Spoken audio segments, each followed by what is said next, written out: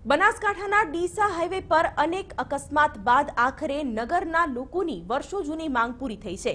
વારંવાર traffic jam અને અકસ્માત બાદ હવે નેશનલ હાઈવે પર 4 કિલોમીટર સુધી એલિવેટેડ બ્રિજનું મનસુખ માંડવિયાના હસ્તે આજે ખાતમુહૂર્ત થયું।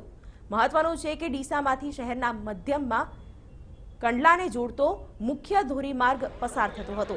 રાષ્ટ્રીય ધોરીમાર્ગ હોવાના કારણે ઉત્તર ભારતથી આવતા અને કંડલા જતા તમામ મોટા વાહનો શહેરમાંથી પસાર થતા જેથી ભારે ટ્રાફિક જામ અને અકસ્માતની અનેક ઘટના ઘટી હતી।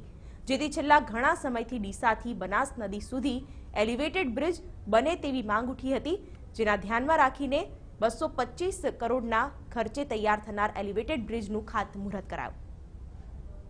આગામી 24 મહિનાની અંદર આ બ્રિજનું કામ પૂરું થશે। 200 કરોડ રૂપિયા આ બ્રિજ પાછળ ખર્ચાશે। આ બ્રિજ થવાથી 4 લેન બ્રિજ થશે, બંને સાઈડ 2 લેન અને નીચે ઓપન 2 લેન રહેશે, એટલે કે 8 લેન ડીસા શહેરની વચ્ચેથી 8 લેન રસ્તો એટલે કે નેશનલ હાઈવે પાસ થશે। આના હિસાબે અકસ્માત તો ઘટશે જ, પરંતુ સાથે સાથે યાતાયાત પણ સુગમ બનશે, ટ્રાફિકનું પણ સોલ્યુશન